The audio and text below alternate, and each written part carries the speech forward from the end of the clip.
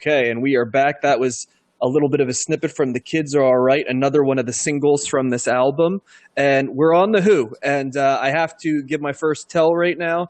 I am a super fan of The Who. Maybe not my favorite band of all time, but if I were sketching out a list of my top 10, The Who would definitely be on there. I might not be the enthusiast for The Who that Matt is for the Beatles, but I certainly like them quite a bit. And so I was very happy to get The Who in the drawing that we had for covering segments.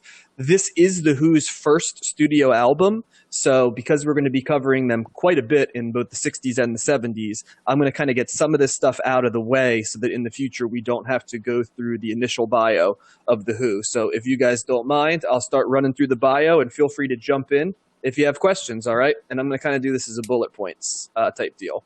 So The Who, I think unlike most bands, I think each member of The Who is pretty well known by music fans, and there isn't a person who is the random member of the band, right? I mean, maybe John Entwistle on bass is kind of the obscure member, but certainly Keith Moon on the drums, Peter Townsend on the guitar, and Roger Daltrey on vocals are pretty well-known entities as individuals. Am I extrapolating a little bit too much there, guys? Were you familiar with the various members of the band, or did a couple band members not come across your consciousness? I would agree with that. I think, Keith Moon, you've heard about for many years. Townsend and Daltrey are still going. Even people that just don't know much about them, they're still seeing them play the Super Bowl. Entwistle, I probably would agree with you, but I think a lot of people still know who he is. So if you're going to pick somebody that might be a quote unquote rando, it would be him. But I think that's still a little bit of a stretch, but it would be him, if anybody. Sure. How about you, Josh? Yeah, I agree. I think I would have been able to name three of the four. Gotcha. Okay, so here's the basics on The Who. Formed in London in 1964 as The Who band. Before that, three of them were playing together in a band called The Detours. That was Daltrey, Townsend, and Entwistle were playing together. One of the things that's really interesting about The Who is that Peter Townsend, Roger Daltrey, and John Entwistle all grew up in the same town, Acton, London. I shouldn't say they all grew up. Entwistle and Townsend grew up in it, and Daltrey moved into the town. So they're actually all in high school together at the same time. But only Entwistle and Townsend really know each other. They become friends and actually start a jazz group in high school. That's their first love. Daltrey, on the other hand, is kind of like the rebel of the group, and he starts a band called The Detours after being kicked out of high school.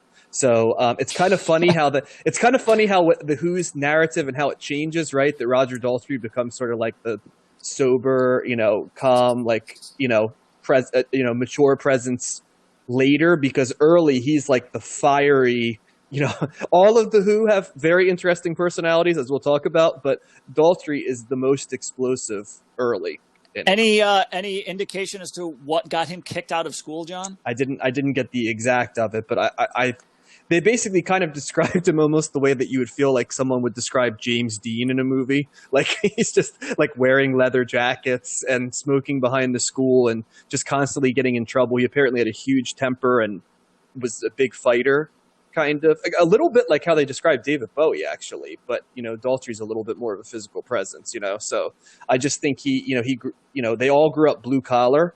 And so Daltrey, I just think, pushed it a little bit, more and got booted out. So they Entwistle and Townsend know each other. Daltrey, is at the same school, but he doesn't know them. So he starts The Detours. So very long story short, as this band is going on, he sees John Entwistle just carrying a bass and a bass case on the street. And he, strikes up a conversation and basically invites him to join the band after hearing a little bit about how he plays the bass. And then as they're playing together, very shortly, Entwistle suggests his friend Peter Townsend, who plays guitar, and suddenly you've got yourself a band. The only piece missing is Keith Moon. I think a thing to know about this time of The Who is they, much like the Beatles or the Stones or a lot of these bands in Britain at the time, that 1961 to 1964 period. They're largely just a cover band that's playing covers of R&B and blues and stuff like that. So similar narrative to the Beatles and the Stones. One of the big splits in the group early is that Daltrey would have been happy just continuing on with that model. It's working real well. He thinks they're good at it. They're making, good money, for early 20-year-old folks. And also it's, popular with the ladies, and Daltrey's, a ladies' man. So yeah, sure was. He sure was. And, there's a description that like on tour, that when they would go on tour, John Entwistle's son, I believe, said, Keith Moon would basically just go looking for trouble. John Entwistle would tinker with things. Pete Townsend would go write music, and Peter Daltrey would just shag a different woman every night. And that was sort of like Roger Daltrey, excuse me. And that was sort of like their MO, like rinse and repeat. John, was Roger Daltrey the member of the band who had the sex mansion? I don't get the feeling that Roger Daltrey was a sex mansion type guy. He strikes me more as like a take you to dinner, get it done and then go to bed early, because they always talk about him going to bed early while Keith Moon and John Entwistle are like blowing up toilets with firecrackers, so that's kind of, because the mayhem on tour that becomes well known with hair bands and 70s bands and stuff, the Who are kind of like originators of that destruction of hotels and things along that, and also just even the idea of what's called auto-destructive art, which is destroying your instruments on the stage. One of the things that even people that don't know the Who very well, I think, know about them is that at the end of their set, they would pretty much destroy their instruments. Auto-destructive art. Auto-destructive art, not to be confused with autoerotic asphyxiation, Matt, if you're confusing those two things. So that makes a lot more sense. Mm-hmm. Thanks for clarifying. When we get to the In Excess album in the 80s, we'll talk about that a little bit more, I think, too. Oh, but anyway, man. Sorry, that's deep cut right there. But so anyway, it's kind of hard to narrow the Who down because there's so much stuff going on. But they're basically playing these R&B and blues stuff. They decide that Daltrey would love to keep doing it, but Pete Townsend in particular, but Entwistle as well, wants to start doing their own music. As this is going on, the Who finds out about Keith Moon, who's basically been drumming in bands since 1961, and they listen to him and they say, yeah, he's pretty damn good, which is understatement of the year right there, as a guy who has played the drums before and can appreciate what Keith Moon does. So they add him. They also hire a manager by the name of Peter Meaden, who decides to make a very fateful decision, which is that he decides to make them the poster children for the mod movement in England. So now we get into kind of like last week when Matt talked about the idea of Ush Mutantes and the Tropicalia movement. Early Who is very difficult to uncouple from the mod movement in Britain. Even on the album cover. Yep. They kind of look mod. And mod is one of those things that's extremely difficult to explain what it is, because it's both everything and nothing at the same time. And even just describing it is going to sound funny because it's not going to sound like it's a real thing that actually existed. But are you guys familiar with the mod movement at all?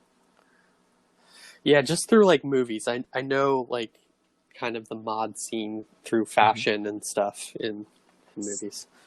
How about you, Matt? Now, I mean, I know there were the mods and the rockers. Yep. And and then there was the famous line in Hard Day's Night, Beatles, where they a reporter asked John Lennon, "Are you a mod or a rocker?" And he goes, "I'm a mocker."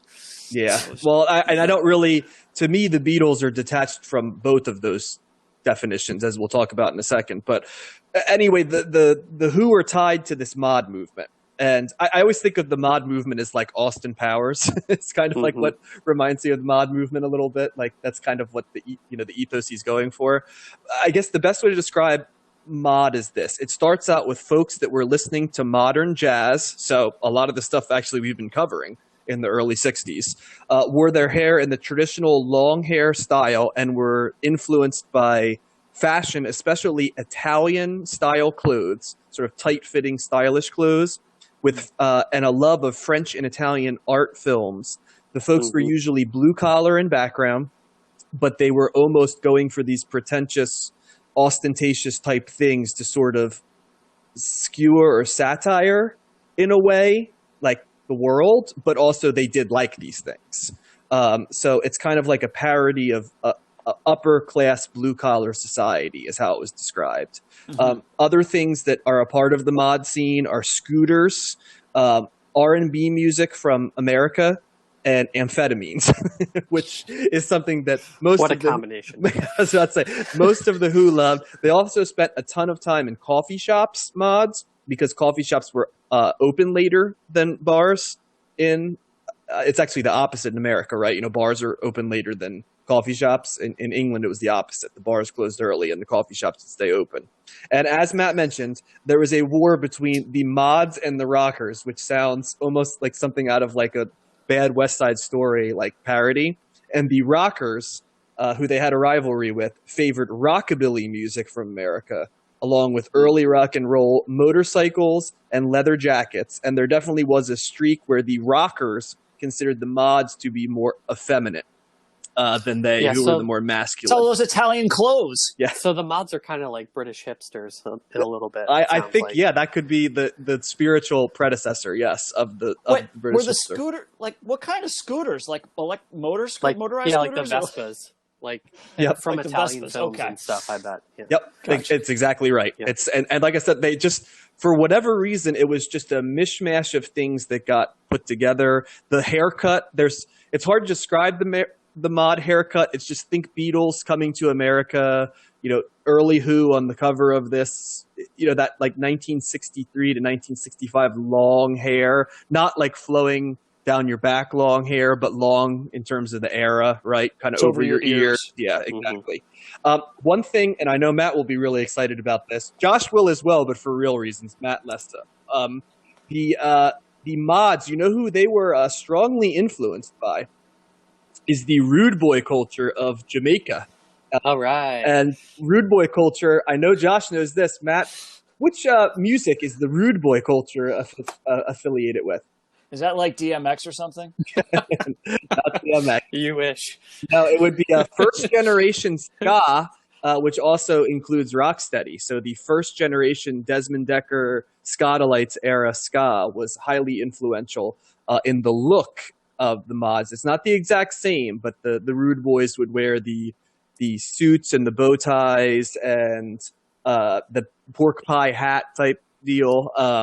And those folks, obviously the style and a lot of it would be influential in two-tone ska, which would come later in the late 70s in England when it moved over to England. So the mods also are spiritual successors to that movement of ska in the late 70s.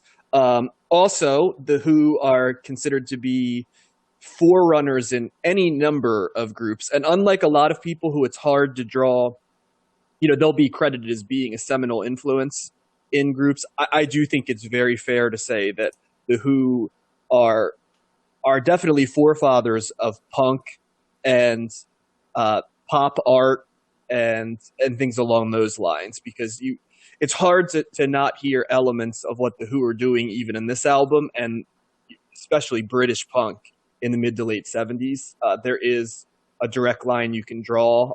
I would also say there's a fair amount of art rock. The Who got to concept albums and stuff like that.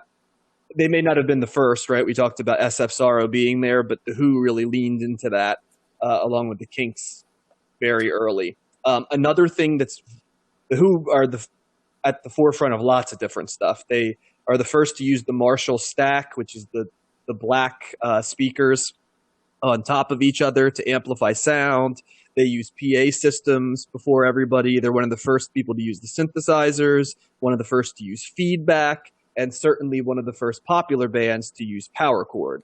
And I actually, on the Combing the page, I put up an example of what a power chord sounds like. But if you're a metalhead, you can thank the Who for being amongst the first to play power chords, because they're kind of you can't play metal without playing power chords, and for that matter, punk really either. A power chord, for those that are music fans, is when you play the root note and the fifth along with octaves sometimes of those notes, and you play them together and string them together, and that's power chord. Also called bar chords, because when you play them on the guitar, you're using your index finger and you're barring an entire fret. So you're basically making the pitch higher altogether, and then you're using your other three fingers to play the actual chord. So it's a way that you're really strumming all the strings, and it's like you said, John, it's a more powerful sound than just a regular chord. Yeah, 1000%, Matt. Thanks for filling that in. And also the Townsend breaking his guitar at the end of the set and doing the windmill move that people imitate. That was the so Who. Badass. Daltrey with the shirt open and the mic whip. That was them. God, he was so hot. Yeah, exactly. Yeah. And then Keith Moon would do the thing where he'd throw his drumstick up mid-beat and catch it and play. Those are all things that the Who originated, or at least were the first major artists to do all of those things. So the Who were, in terms of the presentation of rock, were an act that was hugely influential. I could almost stop there because there's a lot to go on. I do want to tell two quick things real quick before we move into the album. It's pretty well known that all of the members of the Who really didn't like each other very much. At the beginning, Entwistle and Townsend were friends, but they'd kind of gravitated out of being friends when they were in the group. During the time of the band, Keith Moon and John Entwistle were friends for most of the time, but then Entwistle gets married, and that kind of alienates Keith Moon. And a lot of their shared exploits are basically because they both loved to drink and use amphetamines. So that was there.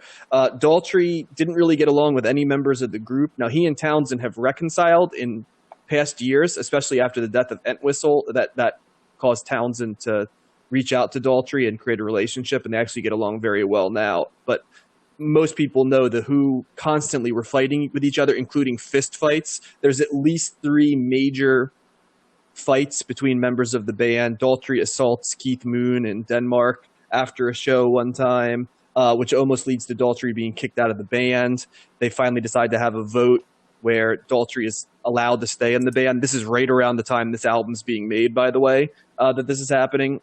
There's another time where Pete Townsend also assaults Keith Moon. Seems to be a trend, but basically the Who were a very explosive band filled with very different personalities. And I know you can say that about most bands, but the Who in particular are 4 very different human beings in a band who I think just all appreciate that they can really play. And to me, that is what makes the Who, is that everybody in this band can play their instrument or do what they're supposed to do. You could make an argument that, Keith Moon is one of the best drummers of all time. John Entwistle is one of the best bassists of all time. Daltrey certainly is what you look for in a lead singer, and Townsend is an excellent rock lead guitarist. And yeah, there's some other stuff I can get into, but I'm going to kind of leave it alone because I've talked a lot right now, and I normally don't like to go this long. First album. I don't know how familiar you guys are with the Who's catalog. It is varied, and they sound different. Maybe Josh, let's start with you. What'd you think of this album? I really liked this album, and I had not heard it before. I think I had maybe knew one of the songs or 2 of the songs. But I definitely knew My Generation and Kids Are Alright. But it's such a promising start to a band. So this album is so catchy. The choruses are really great and had me singing along. I really like their original material more than their covers, because they as we've seen with a lot of these bands, they're doing, and like you said, they were a cover band, so they're putting covers in their albums like the Beatles did and some of the other bands as well. But I don't. They sounded good too, but they weren't like the standouts to me. I really liked their original songs on this. Like the Good's Gone and Much Too Much, It's Not True. Those are all like really catchy. Daltrey was the only one who didn't agree with you, including the record company and the other members of the band. Daltrey was the only one carrying the torch for including those covers. And after this album, the covers go away quickly and they become an original band. Yeah, you can't be right about everything. Yeah. And I feel like it's so, it's a pretty well produced album, because I feel like the drums are really prominent and you can hear those and they don't overpower the other instruments, but they're noticeable.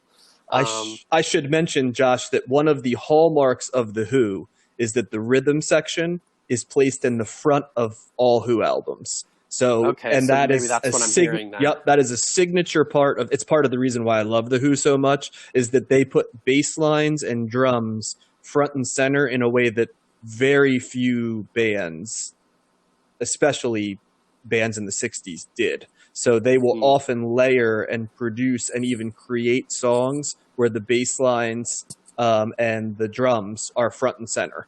And that goes on throughout the 70s as well. Yeah, and that makes sense because that's what stood out for me on the listen throughs. And I really even like the instrumental track at the end because everyone kind of got a solo.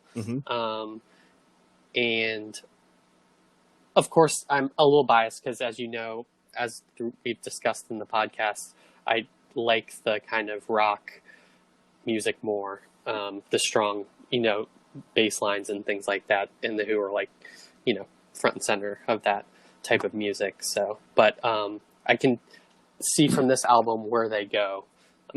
If they're not, obviously they're not there yet, but it's a great first album. Gotcha. Well, are you saying the Who have a solid rhythm section, Josh? Is that what you're inferring right there with Entwistle and Moon? Yeah. Yes.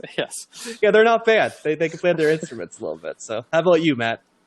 So my familiarity is very similar to Josh's. I knew the singles because the albums that I've owned of the Who, I had a Greatest Hits, I had Tommy, and I had Who's Next, and that's really wow. Okay. So there's a lot of new stuff on here for me, and I didn't realize that this was their debut album until just 2 minutes ago when I just clicked on the Wikipedia thing to say, oh, that is the debut album. So this was great. This was a lot of fun to listen to, and yes to everything you're saying about the drums and the bass, and to me that's what really stood out. The bass in particular, it's heavy. It is a heavy.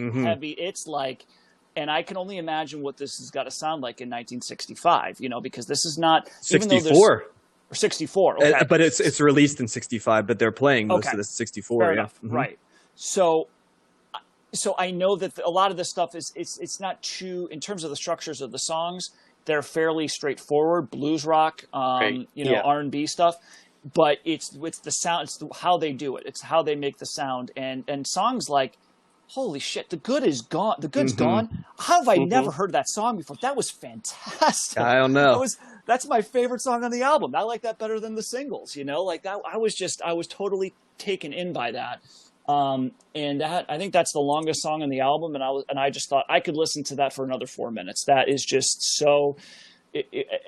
And I knew that Entwistle and Moon, are fantastic. I've been more familiar, or I've had more of an acknowledgement of Moon's contributions. I've been able to pay attention to him more.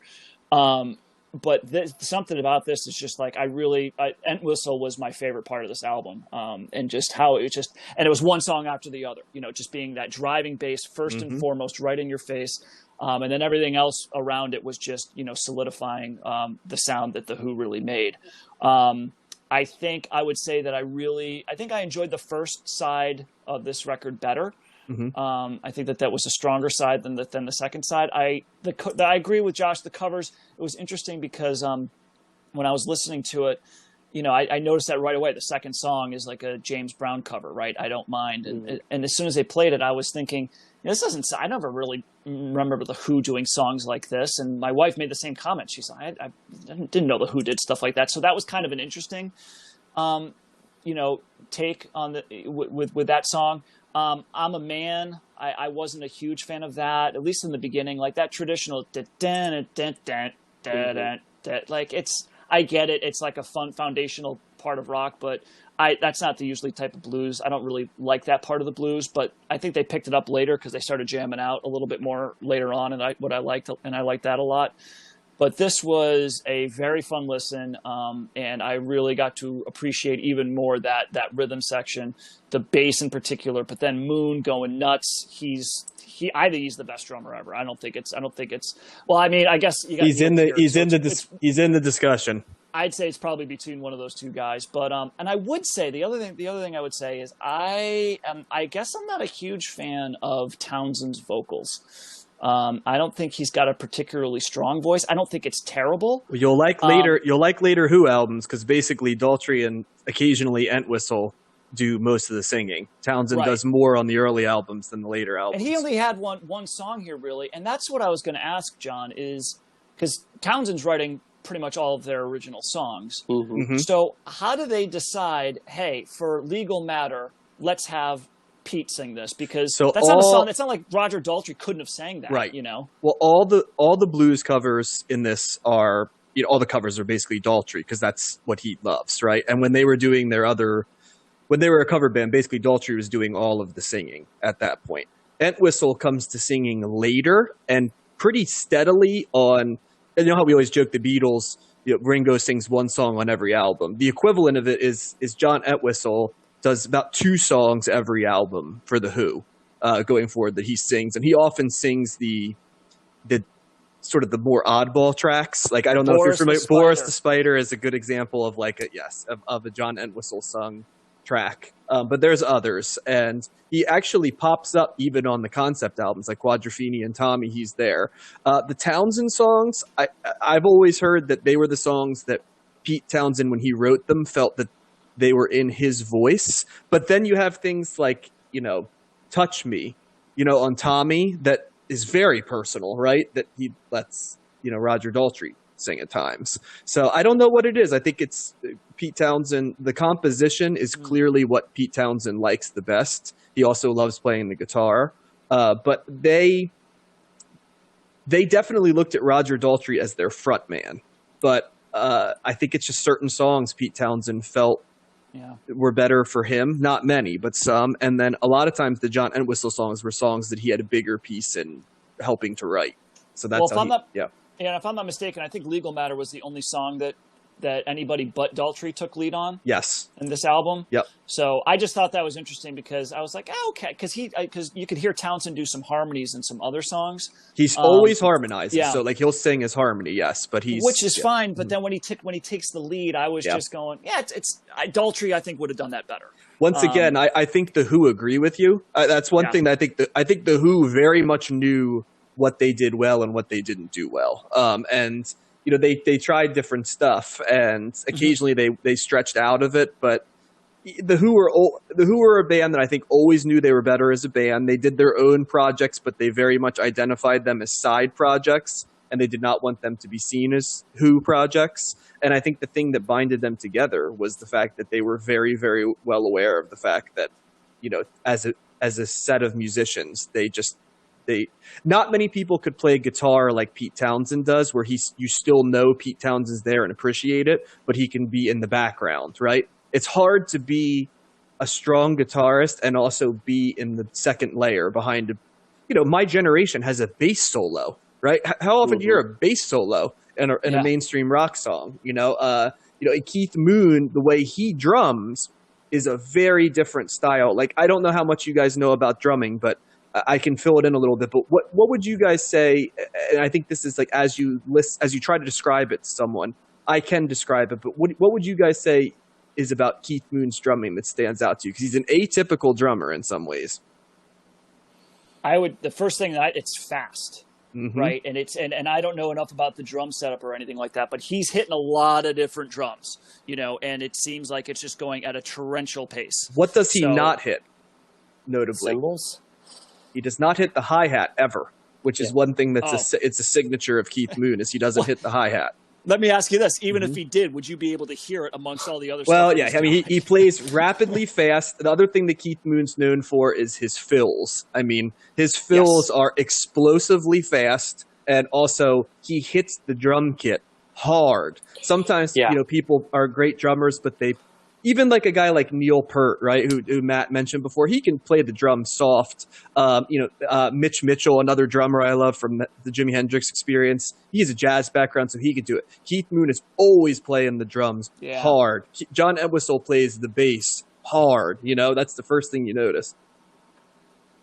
Yeah, it's He's great, and those fills that he does, it's not even in traditional places. He'll just throw it in whenever it's almost like whenever he feels like it. You'll just hear these drum parts that are like, whoa, where'd that come from? And then he's back to the regular, drumming pattern. But no, he's great. Every time I hear him, I'm just like, this guy's insane. So, and I think we're almost at the end of the road right there, because we'll talk about The Who so much, and there's so much more to tell about the band. I will say, as a parting shot, though, it's hard to overstate how heavy this album was considered when it was being made in 1964 and then released in 65. And Matt is correct. This was released actually at the end of 65, but they were playing material on this in 64 and throughout 65. So people were hearing them blasting music through the Marshall stacks and PA systems, just playing their instruments as hard as humanly possible. The way that the Who do blues covers is totally different than when you hear the Stones or the Beatles do blues covers. Roger Daltrey sings the songs very, very differently than many of the British bands do. And I've always actually considered the Who and the Kinks to, in some ways, be cousins, because they go through all of these different incarnations of sounding like different bands at different times. And I think there's a lot of people who may have no idea this era of The Who exists, even though it was incredibly popular, but will absolutely know mid-70s, stadium rock Who. Baba O'Reilly, Won't Get Fooled Again, which you can see, Keith Moon's drum fills and John Entwistle's bass up front. But, Daltrey changes his singing style toward the end of the 60s to get that more anthemic style. But you can always see the underlying premise of The Who is always for people that can play their instrument or do their part in the band. I won't say a virtuoso level, but at a level that stands out. And you just don't find many bands that have, I would argue that everybody in The Who is at least an A at what they do. Daltrey to me is an A lead singer. Keith Moon's an A+ drummer. John Entwistle's an A+, bassist, and Townsend's an A guitarist. There isn't a weak link in the band. No, there's not. Yeah. And I think I also know why you like them. I heard some jangle pop, John, in The Kids Are All Right. Oh, definitely. So I think he's got some of that going on too. They influenced pop. You can easily see how they influenced punk, a little bit of jangle, art rock, and it's not like trying to force it either. You can see the deconstruction of blues and R&B. And how they're playing the instruments differently, the stagecraft, a lot of cliches of rock bands came from The Who doing it first when it wasn't a cliche, So I don't mean to just continue to just bestow praise on them, but they'd make better albums than this, but this album's to me an easy recommend. It's a pretty damn good first start. Yep. Yeah. Oh, I also like to add that I like the stuttering in My Generation. I think that's a pretty clever. Do you know what that's designed tactic. Do you know what that's designed to imitate? No, what? A mod on crank on methamphetamine. That's basically what it's. So, or some people think it's methamphetamine, some people think it's amphetamines, but same basic premise, right? But it's supposed to sound like someone who's just taken the drug and can't speak. And they actually consciously went for that. Yep. Cool. So it's certainly unique. So it stood out. Mm-hmm. So and last thing, 2 session musicians on this. The very famous pianist Nicky Hopkins, who will show up a lot in albums that we'll talk about, and Jimmy Page. Believe it or not, a young Jimmy Page is a session guitarist on this. And I put in my notes, yes, that one. He is playing in the background. And actually, it's funny because I'm not sure if you stumbled across it, Josh, but Dusty Springfield and Jimmy Page and his group have a little bit of a tie, too, that I can add if you didn't happen to stumble across that. Oh, I didn't read about that. I have a different connection to another band. That's a different Dusty Springfield, Josh. I'll add that in at the end to tie it all together. But let's go ahead and put a bow on The Who. We'll talk about them plenty, but pretty damn good album right here. Yeah, go freaking listen to The Good's Gone if you've never heard that. Holy crap, that's a freaking great song. And turn it up. Yeah, exactly. To 11. People know the singles. I think Out in the Street is a wonderful song that gives you a feel of what The Who are like. I think their cover of Much Too Much is really good. And I do love It's Not True as a deep cut if you want one. So all of those are great things. Just about everybody I think knows That's my like generation. a punk song, I think, almost. Like, It's a very big Yeah. forerunner to what punk would become. And when you figure that music was being created in, the mid 1970s, 76, 77, and they were releasing this in 1965, it's kind of jarring to hear because you're like, wow, okay, now I know why the Sex Pistols and the Ramones and everybody worship at the altar of the Who, because the Clash as well. It's you can tell. So